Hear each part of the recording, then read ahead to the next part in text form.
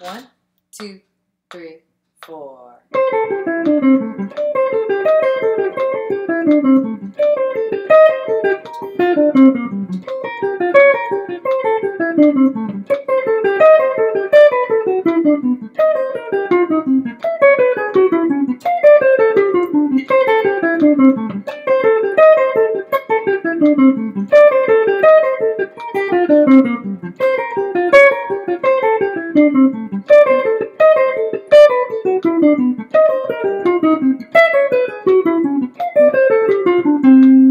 There it is.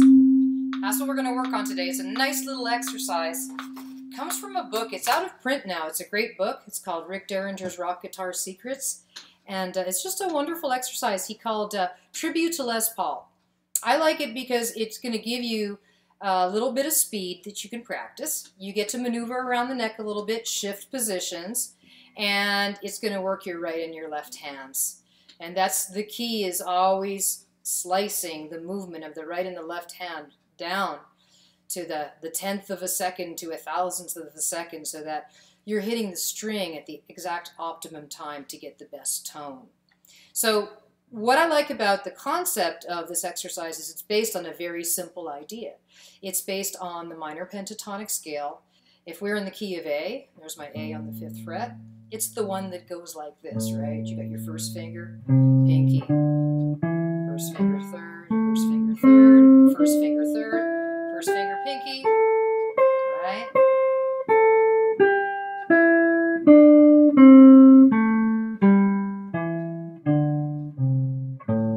Okay, so it's based off of that concept. It doesn't use all of it, it uses portions of it. So the actual pattern of this exercise starts at the very high note of the scale, and that is my pinky on the 8th fret, and that also means I'm in 5th position. My index finger is guarding the 5th fret, so I'm in the key of A in this case. And I'm going to play 8 notes down that scale. 2, 3, 4, 5, 6, 7, 8. That's the first little phrase. That's like the question. And the answer is going to be a shift in position, which is going to be a position shift to the 8th fret, which means my index finger guards the 8th fret, but the first note that I'm going to play is on the 10th, which is a D. D, C on the 10th fret, A on the 10th, and then G on the 8th. Then pinky 11th fret, back to the same 3 notes.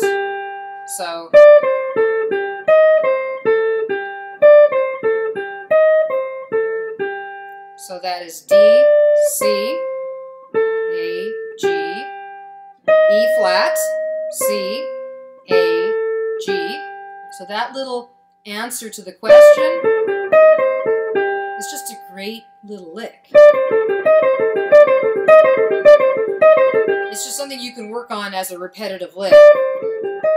Alright, so we have the first phrase, which descends the minor pentatonic scale in 5th position in the key of A, starting with my pinky on the 8th fret.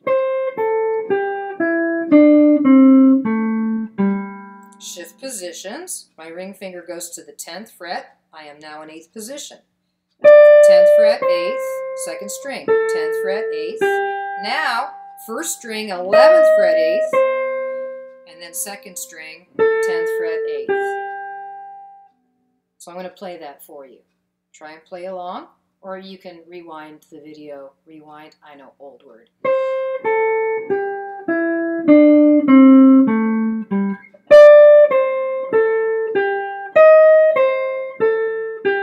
There's my little phrase. So now it gets repeated 2 times. It goes like this.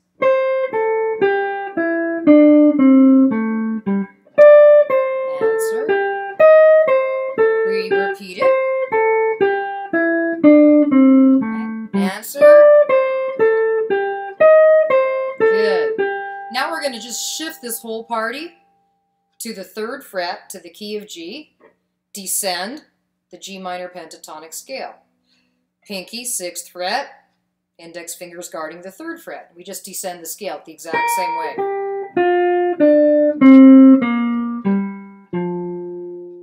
And then the answer lick is going to jump up to the 8th fret. It relates the same way to the scale as the first lick did. So we got 8th fret, 6th fret, 8th, 6, 9, 6, 8, 6. There's that shape again. Right? So that second part. Then. Okay, so to memorize this as we go, what we have is our first phrase is repeated twice. The question and answer are repeated twice. We're in A. 5th position.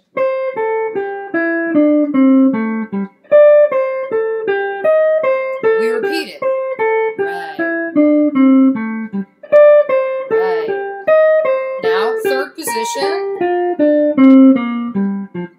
8, 6, 9, 6. Back to the first one in A.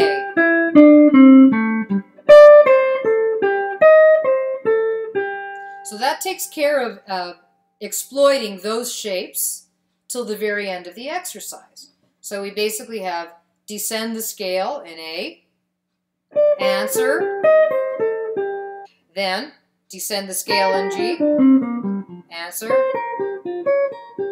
back,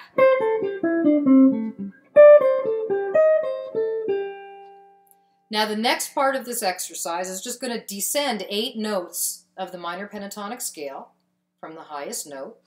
We're going to start in the key of B.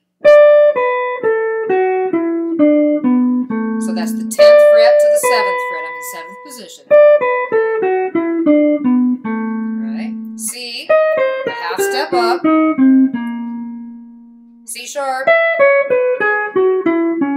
D. So this last section is just running 8 notes of a minor pentatonic scale from the high note, a half step at a time. You move 4 half steps.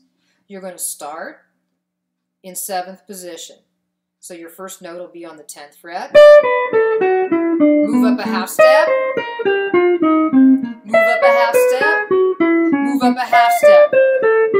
Then the whole thing starts again. So let me show you the exercise. Slowly, we're not playing in time yet. I just want you to get the road map. Stop at any point and practice these as you need to. Okay, so I'm just giving you the road map. Right? Starting in A. Answer. Then we play it again. Answer. 3rd position. Answer. Back to our first position, which is A. Then pentatonic.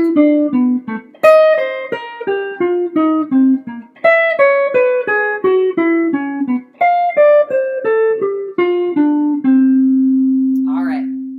We put it together. I'll play it slowly with you. All right. And you may have to stop this and work up to this point, but at least once you have it, I'll give it to you slow. 1 and 2 and 3 and 4 and.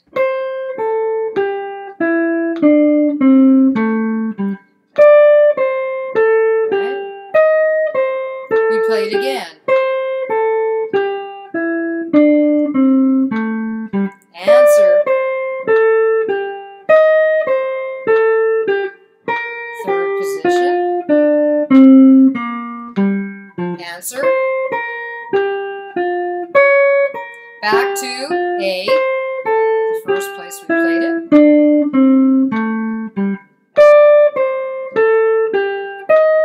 Now we're going to descend 10th fret.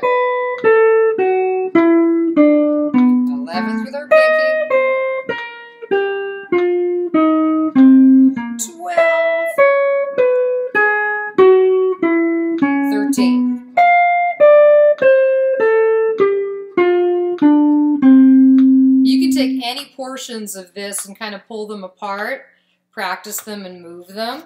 That's what I like about it. Like I was saying, I love this.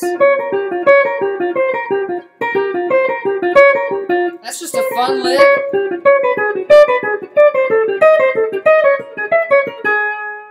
And it just gives you a real nice footing for when you start to play licks. It helps you to shift around the neck as we've discussed. You absolutely have to use the metronome. It's always got to be in time. That's the whole challenge, and that's where music sounds like music and not technical practice and not scale. So one of the keys to making this groove is going to be alternate picking it. So you may have noticed that as I've played this exercise, you can kind of go back and watch my right hand. I'm trying to be very efficient with my picking. If I just use downstrokes, it's not going to breathe as much. So if you haven't practiced alternate picking yet, that's going to be a whole other lesson we'll discuss. For those of you that are ready to take this direction, you want to make sure, right, that you're alternate picking it. Watch my right hand. That's just going to be the most efficient way to do this. So remember, alternate pick. That's going to really give it its groove, because you'll have these natural ebbs and flows, natural accents. And once again, it's not just practice, it's not just scales, it's not just exercises. It's making something really musical by allowing it to breathe.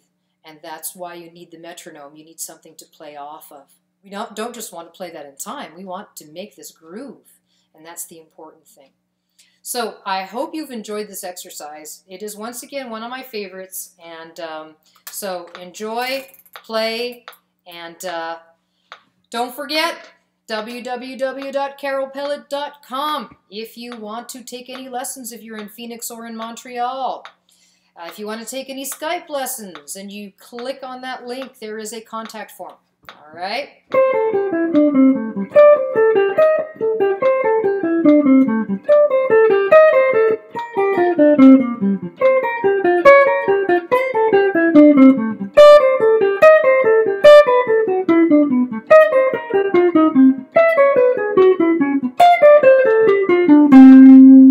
Keep playing. I'll see you next time.